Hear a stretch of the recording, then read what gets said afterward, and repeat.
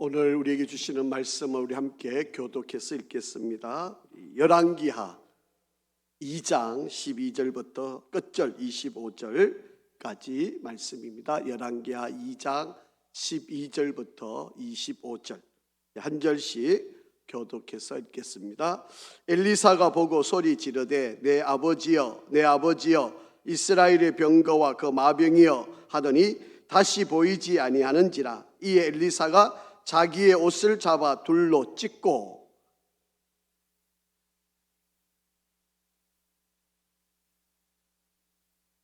엘리야의 몸에서 떨어진 그의 겉옷을 가지고 물을 치며 이르되 엘리야의 하나님 여호와는 어디 계시나이까 하고 그도 물을 치매 물이 이리저리 갈라지고 엘리사가 건너니라.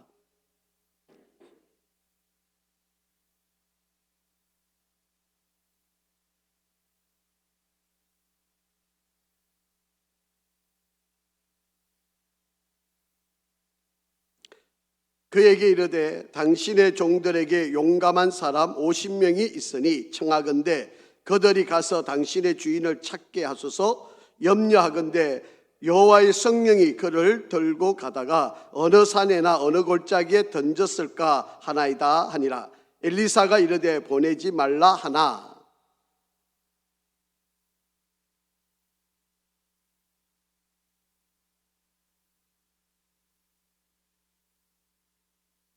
엘리사가 여리고에 머무는 중에 무리가 그에게 돌아오니 엘리사가 그들에게 이르되 내가 가지 말라고 너에게 이르지 아니하였느냐 하였더라.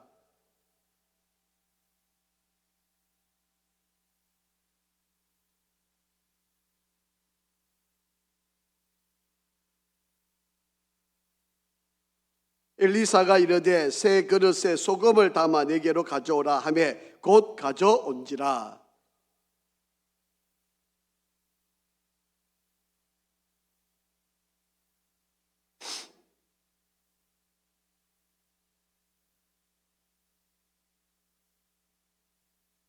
그 물이 엘리사가 한 말과 같이 고쳐져서 오늘에 이르렀더라.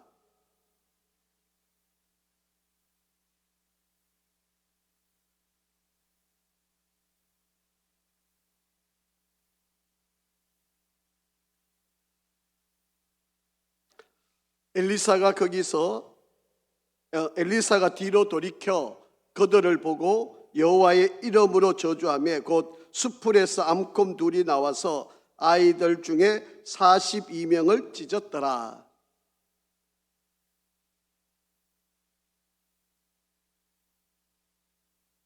아멘. 할렐루야.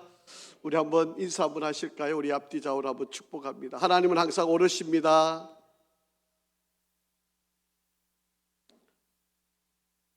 한 번 더 인사하겠습니다. 하나님은 항상 선하십니다.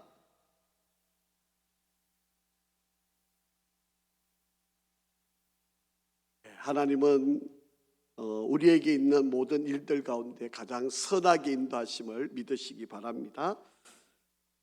오늘은 우리 열왕기하 말씀을 지난주에 다 하지 못했던 부분, 우리 열왕기하 2장 12절부터 25절까지 말씀을 우리가 좀 함께 생각을 하려고 합니다.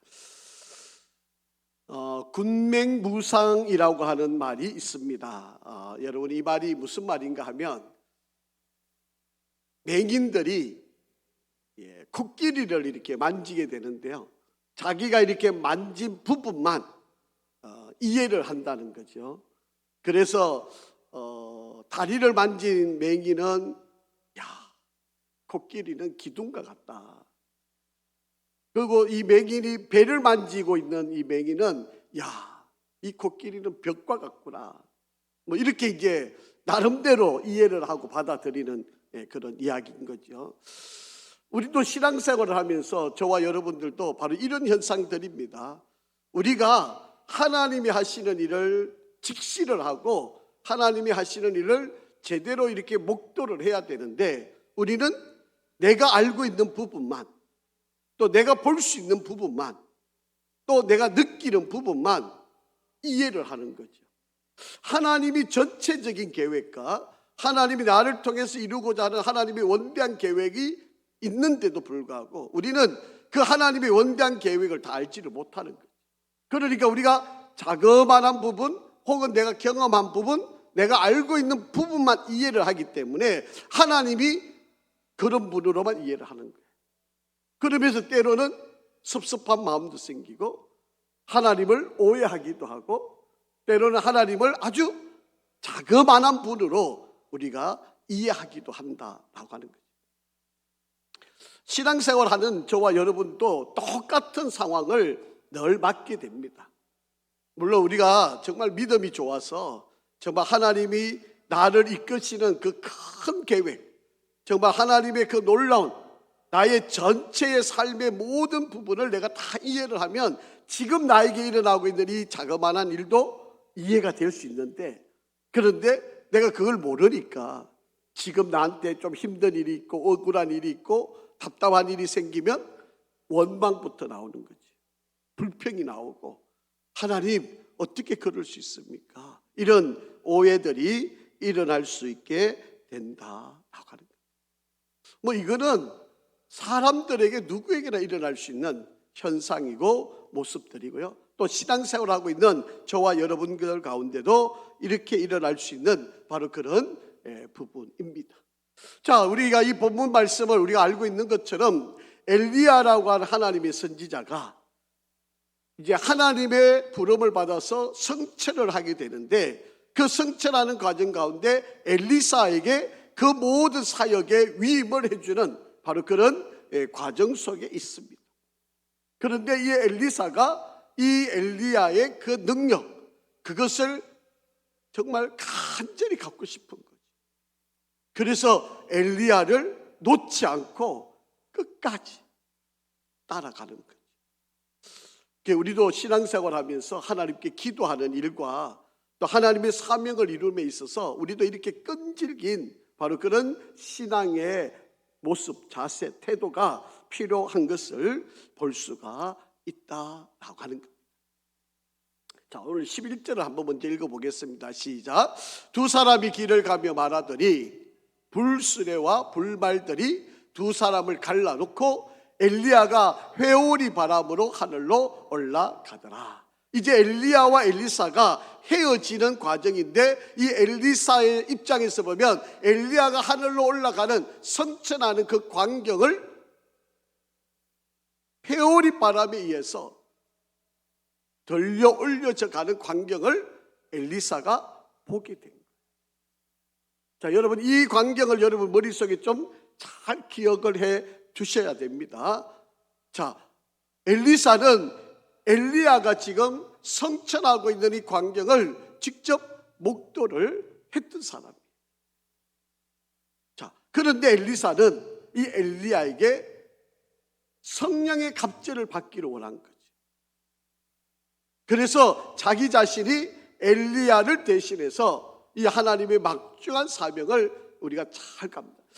자, 여러분 이 엘리야가 왜 중요한 사명자였는가 하면, 여러분 북이스라엘의 아합 왕 시대에 하나님의 사명을 복음을 전하던 사람이잖아요.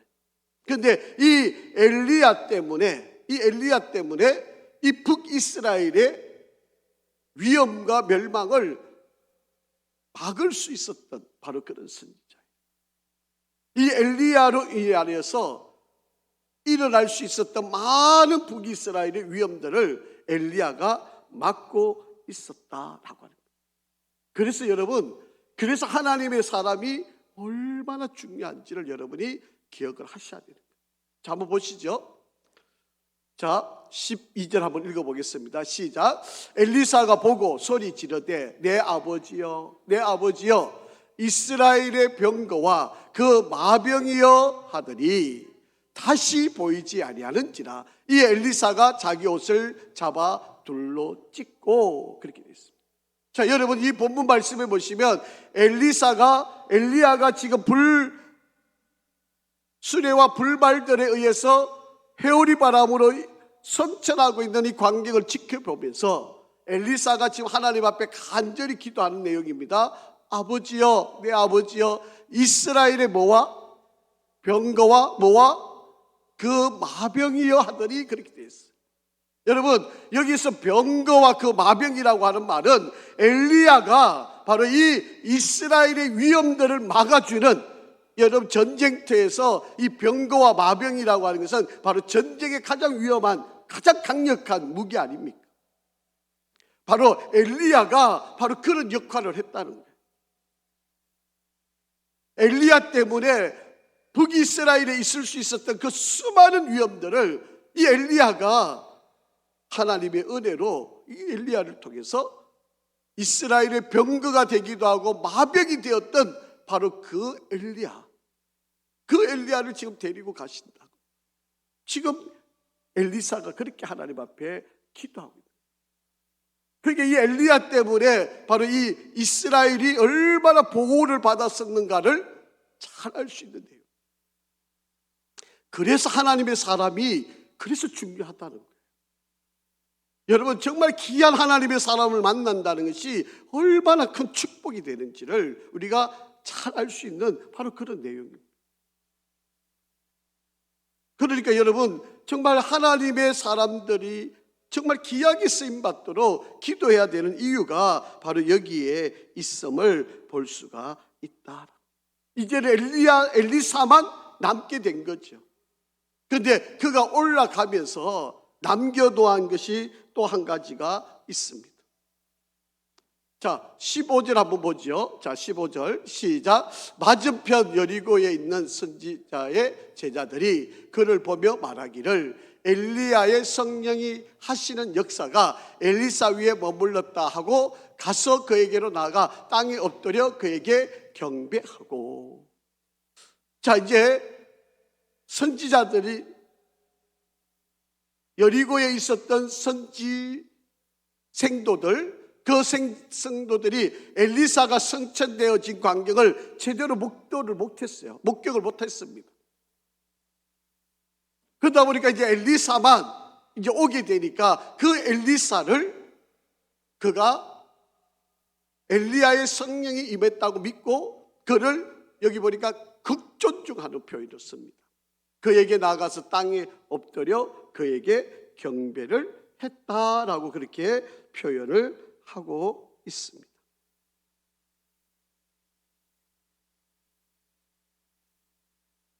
사실은 엘리야를 이어서 엘리사가 하는 이 사역도 아주 위대하고 큰 일을 감당하게 되지만, 그러나 이 생도들이 바로 이 엘리사의 그 모든 일들을 다 이해를 못해요. 아까 제가 앞에서 말씀드렸잖아요. 군맹무상. 자기들이 본 것만 이해를 한다는 거예요. 자기들이 알고 있는 것만 받아들인다는 거예요. 자기가 경험한 것만 이해하려고 그러는 거예요.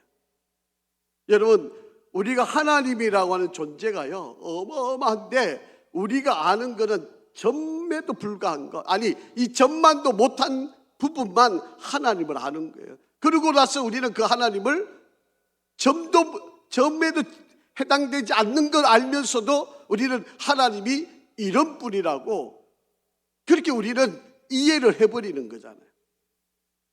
하나님이 얼마나 위대하신데, 얼마나 크신데 우리는 그 하나님을 다 이해하지도 못하면서 내가 조금 경험한 거, 그 하나 가지고 하나님을 전체인 것처럼 그렇게 판단하고 이해를 한다라고 하는 것입니다.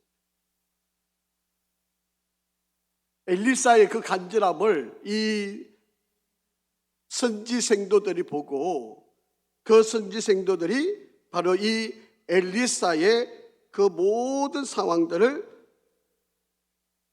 제대로 받아들이기가 쉽지 않았음을 볼 수 있게 되는 일들이 일어나게 됩니다. 자, 한번 보시죠. 자, 13절 14절 한번 먼저 읽어보겠습니다. 시작. 엘리야의 몸에서 떨어진 겉옷을 주워가지고 돌아와 요단 언덕에 서서 엘리야의 몸에서 떨어진 그의 겉옷을 가지고 물을 치며 이르되 엘리야의 하나님 여호와는 어디 계시니까 하고 그도 물을 치매 물이 이리저리 갈라지고 엘리사가 건너니라. 엘리야가 성천하면서 그가 가졌던 겉옷이 벗겨졌고 그 벗겨진 겉옷이 엘리사 앞에 떨어졌고 엘리사는 그 엘리야의 겉옷을 가지고 이것을 가지고 요단강을 치니까 요단강이 갈라졌다라고 하는 겁니다. 정말 눈앞에 기적 같은 일이 이루어지게 된 바로 그런 사건이 나타나게 되어진 모습입니다. 자, 우리가 신앙생활하면서 종종 우리는 내 머리로 이해되는 것만 믿으려고 하는 사람들이 많이 있어요. 그게 솔직한 저와 여러분의 신앙의 아마 수준이 될 수밖에 없을 것입니다. 또 내가 경험한 부분만 이해를 하려고 그러는 것이 솔직한 우리들이 가지고 있는 아주 제한된 바로 그러한 신앙의 모습이에요. 그런데 여러분, 오늘 지금 엘리사를 한번 보세요. 자기가 도저히 상상할 수 없는 바로 그런 일을 지금 요단강을 엘리야의 겉옷을 가지고 치니까 갈라지게 하는 역사를 만들어 내었다라고 하는 겁니다. 자, 이런 능력을 지금 엘리사가 행하고 있는데 이 선지 생도들, 엘리사를 따르는 바로 이 생도들은요, 이 선지자 학생들은 이 엘리사의 이 능력을 이해를 못하는 거예요. 받아들이지를 못하는 거예요. 도저히 엘리사의 그 하나님의 은혜 앞에 온전하게 이해를 못하는 그런 광경들이 이루어지는 모습입니다. 자, 아까 우리 앞에 읽었던 이야기지만 15절 한번 보세요. 맞은편 여리고에 있는 선지자들, 이게 선지 생도들이죠. 그들이 그 선지자의 제자들이 그를 보며 말하기를 엘리야의 성령이 하시는 역사가 엘리사 위에 머물렀다 하고 가서 그에게로 나아가 땅에 엎드려 그에게 경배했다라고 그렇게 이야기를 합니다. 자, 이렇게 엘리사를 존경한다고 이렇게 땅에 엎드려서 그에게 경배를 하고 있는 바로 이런 제자들이었어요. 이렇게 엘리사를 존중한다고 그렇게 지금 보여주고 있는 바로 그런 모습이었습니다. 자, 그런데 한번 보세요. 자, 16절부터 18절 시작. 그에게 이르되 당신의 종들에게 용감한 사람 50명이 있는데 청하건대 그들이 가서 당신의 주인을 찾게. 다시 말해 엘리야가 성천을 했는데 지금 그걸 못 믿으니까 엘리야를 지금 찾자는 거예요. 염려하건대 여호와의 성령이 그를 들고 가다가 어느 산에나 어느 골짜기에 던졌을까 하나이다 하니라. 엘리사가 뭐라 그래요? 가지 말라는 거예요. 보내지 말라는 거예요. 그런데 무리가 그로 부끄러워할 경칭을 했다는 거예요. 얼마나 때를 쓰면서 욕청하고 또 요청하고 또 요청을 했는지 엘리사는 알잖아요. 자기 눈앞에서 불병거를 타고 불수레를 타고 회오리 바람에 의해서 성천하고 있는 것을 엘리사는 봤잖아요. 그런데 이 선지 생도들은 멀리서 본 거잖아요. 그러니까 이해가 안 되는 거죠. 그리고 알 수가 없는 거죠. 그러니까 그 엘리야의 시체를 어디서라도 찾으십시다. 지금 그렇게 지금 애걸복걸을 하고 있는 바로 그런 장면이에요. 자, 그래서 보내라 한지라 그들이 50명을 보냈더니 사흘 동안 찾았는데 발견하지 못하고 엘리사가 여리고에 머무는 중에 무리가 그에게 돌아오니 엘리사가 그에게 이르되 내가 가지 말라고 너희에게 이르지 않았느냐 하였더라. 그렇게 말합니다. 그러니까 이 신앙생활을 하면서 우리는 자꾸 자기의 경험을 가지고 자기가 이해하고 있는 부분만 가지고 이것이 하나님의 능력인 것처럼 또 이게 신앙의 전부인 것처럼 그렇게 자꾸 재단하는 일을 한다라고 하는 이야기입니다. 엘리야의 성체를 지금 못 믿고 있는 거예요. 근데 엘리사는 봤기 때문에 가지 말아라. 가서 갈 일이 아니다. 그렇게 만류를 했는데도 불구하고 그가 부끄러움을 당할 정도로 요청을 한 거예요. 그래서 엘리사가 어쩔 수 없이 보내기로 했는데 사흘 동안 찾아다녔어도 그들이 찾지를 못했다라고 하는 거예요. 여러분, 우리가 신앙생활하면서 우리 나름대로 잘 믿는다 하고 우리는 열심히라고 생각하고 나는 똑똑하다고 생각하고 나는 신앙생활을 잘하고 있다고 생각하는데 우리가 영적으로 참 무지하다라고 하는 것을 우리가 좀 잘 깨달을 수 있기를 간절히 바랍니다.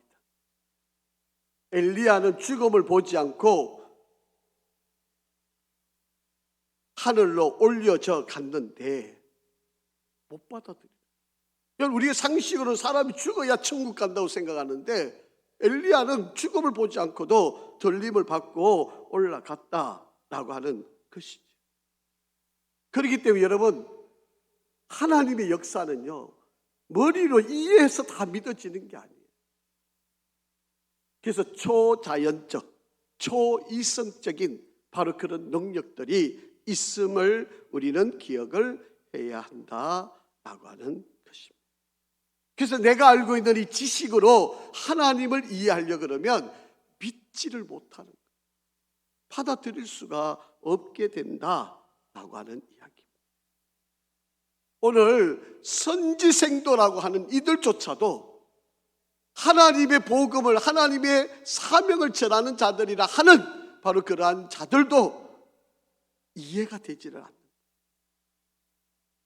오늘 저와 여러분들도 신앙생활하면서 분명히 우리는 이런 문제 앞에 우리가 걸림돌이 있을 수 있어요. 부산에서 이렇게 전도를 하다가요, 검사를 이렇게 전도를 하는데 이 검사가 마리아가 어떻게 동정녀인데 처녀인데 어떻게 아이를 낳을 수 있느냐, 이걸 못 믿어서 예수를 못 믿겠다는 거예요.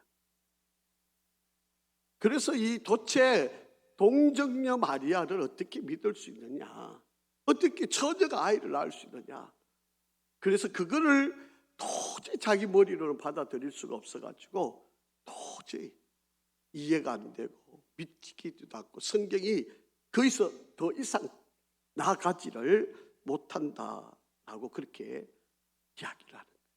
이것만 해결되면 내가 예수를 믿을 수 있겠다, 그렇게 생각을 한 거죠.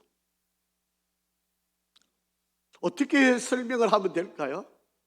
어떻게 이해를 시키면 가능한 이야기일까요? 여러분, 검사입니다.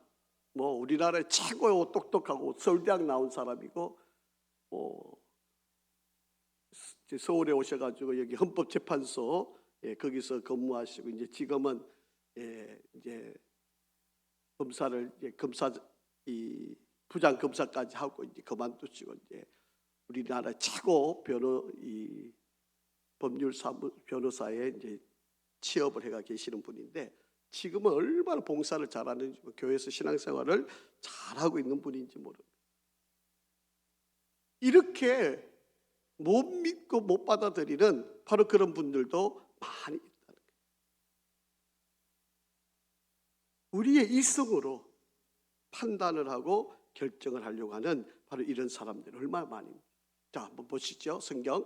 자, 고린도전서 1장 23절부터 25절 시작. 우리는 십자가에 못 박힌 그리스도를 전하니 유대인에게는 꺼리끼는 것이요 이방인에게는 미련한 것이로되 오직 부르심을 받은 자들에게는 유대인이나 헬라인이나 그리스도는 하나님의 능력이요 하나님의 지혜니라. 하나님의 어리석음이 사람보다 지혜롭고 하나님의 약하심이 사람보다 강하니라. 아멘. 여러분, 이 검사가 어떻게 예수를 믿은지 아세요? 미국으로 이제 유학을 가게 되었습니다.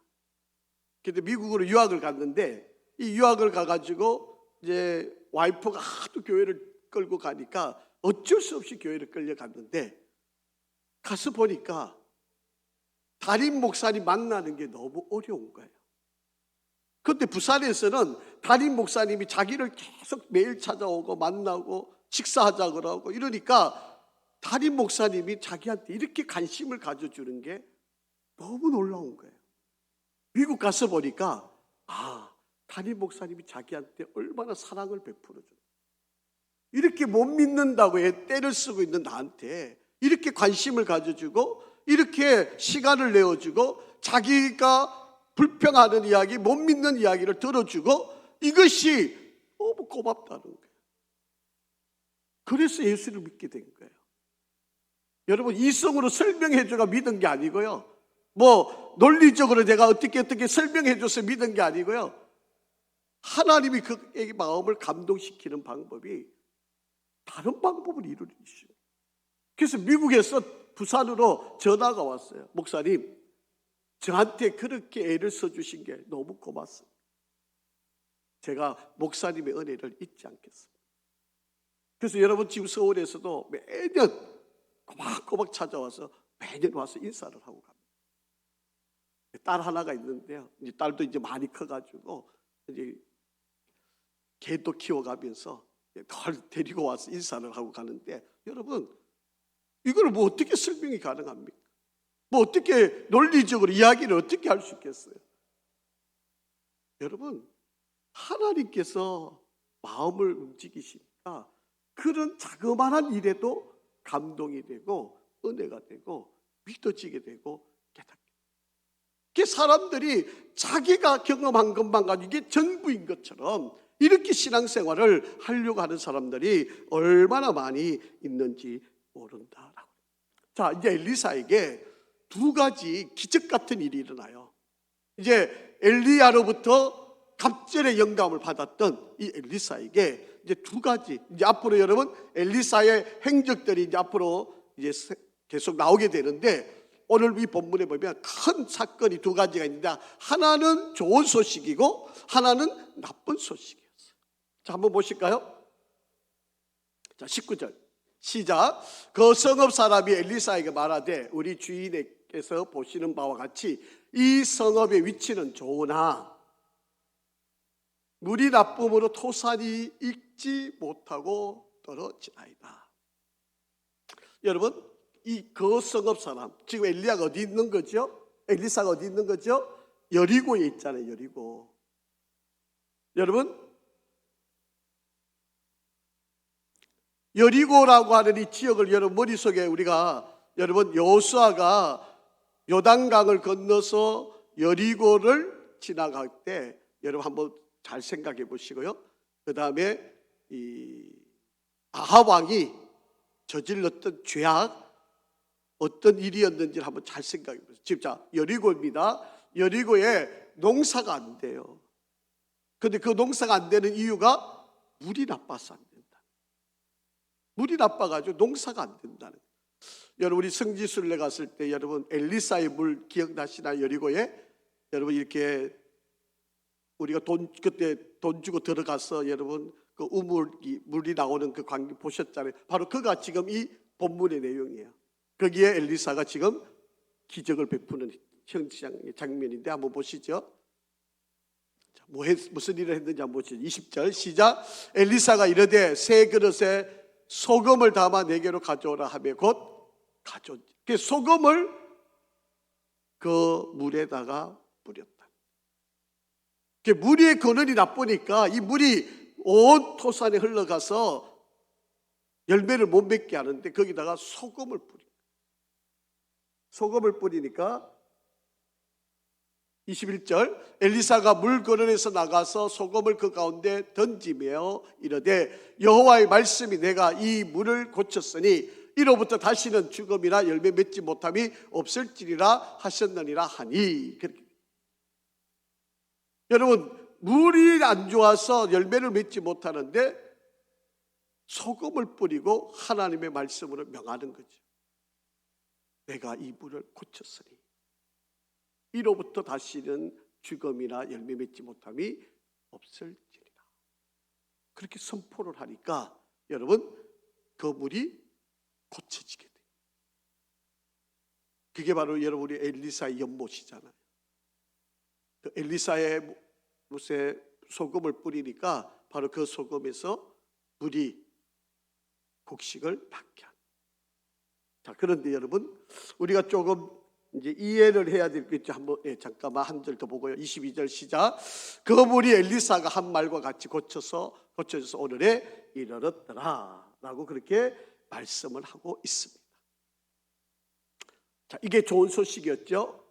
토지가 열매를 맺지 못했는데 소금을 뿌려서 고쳐주고 그리고 그 토지를 회복케 하는 은혜가 있었던 거예요. 또 한 가지 나쁜 사건이 하나 있었습니다. 자, 23절 똑같은 여리고 지역에서 일어난 일이에요. 시작. 엘리사가 거기서 이제 베델로 올라간 겁니다. 이제 여리고에서 이제 베델로 올라가서 그가 그 길에서 올라갈 때에 작은 아이들이 성읍에서 나와 그를 조롱하여 이르되 대머리여 올라가라 대머리여 올라가라 하는지라. 그게 여리고에서 이제 베델로 올라가는 바로 그러한 과정 속에 아이들이 아마 엘리사를 놀린 것 같아요. 아마도 엘리사가 이제 아마 대머리였던 것 같습니다. 그러니까 이 엘리사를 이 아이들이 조롱을 하고 있는 바로 그런 모습이었죠. 자, 그런데 이게 좀 뒤에 나왔네요. 우리 열왕기상 16장 34절 한번 먼저 읽고 봅시다. 시작. 그 시대의 베델 사람 히엘이 여리고를 건축하였는데 그가 그 틀을 쌓을 때에 맏아들 아비람을 잃었고 그 성문을 세울 때 막내 아들 스굽을 잃었으니 여호와께서 눈의 아들 여수아를 통하여 하신 말씀과 같이 되었더라. 여러분, 여리고를 재건을 하면 하나님이 심판하겠다고 명령을 했어요. 여호수아 시대. 그런데 아왕 시대 와가지고 여러분 보세요. 베델 사람 히엘이 여리고를 어떻게 했다고요? 건축하게 돼요. 재건을 했다는 거예요. 그때 하나님이 그 건축하는 그의 아들을 맏아들과 막내 아들을 죽이겠다. 그리고 죽이셨어요. 이 아합 시대에 일어났던 사건이었죠. 여리고를 재건하면 안 돼요. 하나님께서 아주 엄중하게 심판을 하셨던 바로 그런 내용인데 아합 시대에 그 일을 했다가 그 일을 주도적으로 했던 사람이 베델 사람 히엘이었던 사람이었고 그 일을 하는 것 때문에 가문의 멸화를 당하는 바로 그런 일이 벌어지게 되었다라고 하는 것입니다.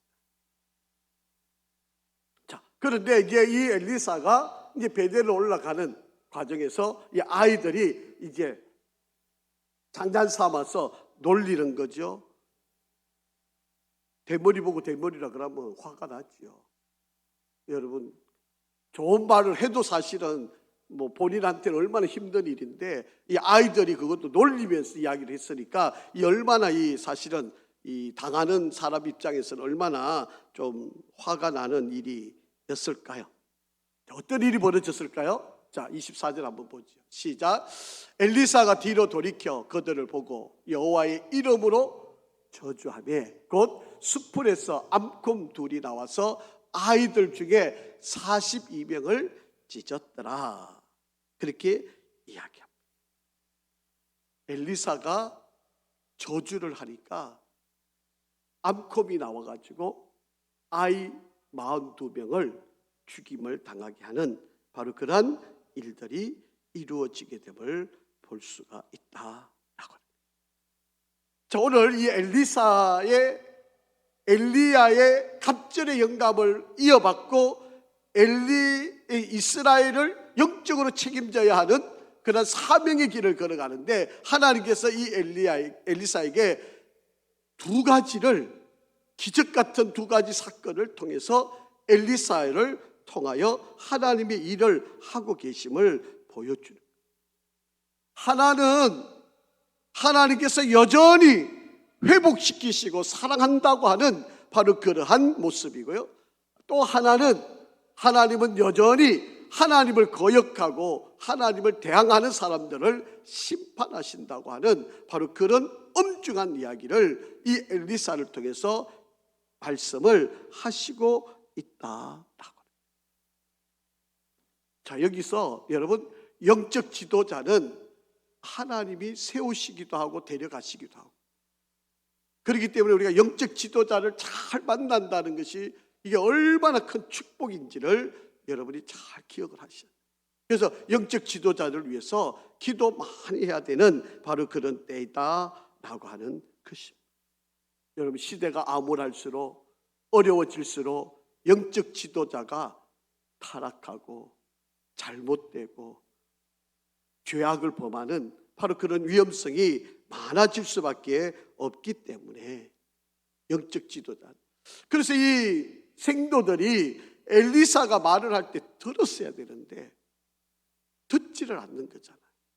생도들인데, 선지 학교에 있는 사람들인데 엘리사가 이야기를 하면 들었어야 되는데 겨우 엘리사의 마음을 돌이키게 하고 엘리야 시체를 찾겠다고 사흘을 떠돌아다니는 바로 그런 일을 저질렀던 바로 그런 모습들을 봅니다. 그리고 여전히 하나님은 고통당하고 있는 이들을 회복케 하기를 원하시는 분이에요.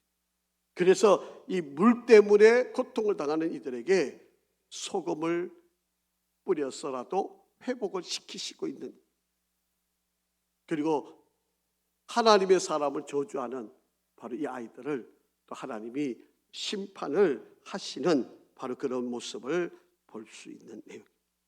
자, 오늘 이 과정에서 우리가 좀 몇 가지를 한번 좀 살펴볼 필요가 있습니다. 첫째 하나는요, 내가 하나님께 은혜를 구하는데 정말 간절하게 은혜를 구하는가라고 하는 겁니다. 여러분 잘 아시잖아요. 지난주에 우리가 살펴봤던 것처럼 엘리사가 엘리야로부터 이 영감의 갑절을 받기 위해서 얼마나 따라다녔는지. 세겜 땅에서 베델로, 베델에서 여리고로, 여리고에서 요단강으로 끝까지 그만 오라고 뿌리치는데도 불구하고 엘리사는 그 하나님의 은혜를 덧입기 위해서 그렇게 만류하는 바로 그 선생님을 끝까지 따라갔다는 거예요. 저와 여러분들에게도 이런 간절함이 있는지, 은혜를 받기 위해서 정말 간절히 사모하는 바로 그런 마음이 있는지 한번 여러분 잘 한번 생각을 해보시고요. 또 하나, 하나님이 저와 여러분들에게 직분을 주셨잖아요. 그런데 이 직분을 내가 정말 능력을 다하여 감당하고 있는지. 엘리사는 바로 이 엘리야의 그 능력을 가지고 그 엘리야가 감당했던 그 사명을 자기가 감당하기 위해서 이렇게 간절히 요구를 했고, 그것을 가지고 최선을 다하려고 하는 바로 그런 엘리사의 그 간절함을 우리도 좀 본받아야 되겠다라고. 여러분, 하나님께서 여러분에게 직분을 주실 때 그냥 불리움을 받으라고만 주시는 직분이 아니에요. 여러분, 목사라고 하는 거, 장로라고 하는 거, 권사라고 하는 거, 집사라고 하는 거 그냥 입에 편하게 그냥 목사, 장로, 권사, 집사 불러라고 그렇게 주는 게 아닙니다. 여러분, 그런 직분을 주면 거기에 따르는 뭐가 있을까요? 책임이 있는 거죠, 책임. 여러분, 직분을 받는 것도 중요하지만 그것을 받았으면 거기에 따르는 책임이 있어야 돼요. 그렇기 때문에 엘리사는 그렇게도 간절히 하나님께 은혜를 구할 수밖에 없었던 거예요. 오늘 바로 저와 여러분도 바로 이런 은혜가, 이런 간절함이 필요하다라고. 그리고 이 엘리사에게 일어났던 두 가지 사건을 통해서 우리가 영적인 지도자를 대하는 태도가 정말 조심스러워야 되고 정말 귀하게 또 최선을 다하는 바로 그런 모습이 필요하다라고 하는 것을 볼 수가 있다라고. 오늘 하나님께서 새로운 시대에 새로운 지도자를 세우심에 하나님의 방법으로, 하나님의 뜻 가운데 하나님의 이끄심으로 하나님이 데려가시고 세우시는 하나님의 계획 안에 이루어지고 있는 바로 그런 장면이다. 자, 우리가 이제 다음 주 이제 3장 이후로 쭉 읽어가면서 여러분들이 이제 놓치지 말아야 될 거, 우리가 성경을 쭉 읽어가시면서 여러분 이제 앞으로 11개 하를 읽으시면서 여러분 정말 중요하게 여기셔야 될 부분들이 나오는데 이 단어를 여러분 머릿속에 꼭 기억을 해 놓으시기를 바랍니다. 여호와의 말씀을 쫓아. 여호와의 말씀과 같이, 여호와의 말씀대로, 여호와께서 이러신 말씀과 같이. 여러분 열왕기 하에 이 말씀이 이제 계속 나옵니다. 여러분 하나님의 일을 하는데 내 감정, 내 기분, 내 느낌, 내가 경험한 것만 가지고 평가하고 판단하는 게 아니라 여호와의 말씀대로, 여호와께서 말씀하신 대로, 그 말씀하신 그대로 쫓고 믿고 따르는. 여러분 우리가 잘 알고 있는 것처럼 오늘날 여러분 포스트 모더니즘의 전형적인 방법이 뭡니까? 모든 게 내 생각에 맞으면 옳은 거예요. 내 느낌이 맞으면 그게 괜찮은 거고 진리예요. 그런데 아닙니다, 여러분. 내가 알고 있는 게 얼마나 하나님의 뜻 앞에 맞는 건가? 옳지 않아요. 그래서 우리의 기준은 분명합니다. 여러분 우리 신앙의 가치는 분명합니다. 내 느낌이나 내 마음에 맞는 게 아니고요. 어디에 맞아야 되죠? 하나님의 말씀에 맞아요. 이것이 우리의 기준이에요. 여러분 만약에 내 기준에 내 느낌에 맞는다 그러면 진리가 없잖아요. 100이면 100 사람이 어떻게 똑같을 수 있어요? 그러니까 다 제각기 하나님을 믿으면서 다 제각기 믿는 거예요. 그게 우상인 거잖아요. 제가 앞에서 말씀드렸잖아요. 여호와의 말씀을 쫓아, 여호와의 말씀과 같이, 여호와의 말씀대로, 여호와께서 이러신 말씀과 같이. 이제 앞으로 여러분 읽으시면서 이 말씀이 이제 계속 반복될 겁니다. 모든 사람들이 자기 느낌대로 살아가는데 그러면 안 된다는 거예요. 하나님의 여호와의 말씀대로, 여호와의 말씀과 같이, 여호와께서 하신 말씀 그대로 살아갈 때 그게 승리고 복이고 은혜고 기쁨이고 감사가 됩니다. 오늘 바로 이때에 바로 저와 여러분들에게 하나님의 말씀입니다. 내 감정이 우선이 아니고 하나님의 말씀이 우선입니다. 하나님의 말씀이 기준이에요. 여러분 이것을 쫓아서 내 생각이 틀리면 하나님의 말씀에 맞춰야 이게 바르게 갈 수 있는 길이고 승리의 길로 가는 지름길이에요. 이런 은혜가 저와 여러분 가운데 함께하기를 간절히 바랍니다. 아버지 하나님 감사합니다. 참으로 혼란한 시대를 살아가는 우리에게 오늘도 귀한 말씀으로 우리를 인도하여 주신 것을 감사합니다. 우리에게 주어진 모든 상황을 하나님의 뜻과 말씀으로 잘 분별하게 하시고 우리에게 하나님의 은혜로, 하나님의 은총으로 이 때를 지혜롭게 살아가게 인도하여 주시옵소서. 무더운 여름 우리 모든 성도들을 축복하시고 승리케 하여 주시옵소서. 예수 그리스도의 이름으로 기도합니다. 아멘.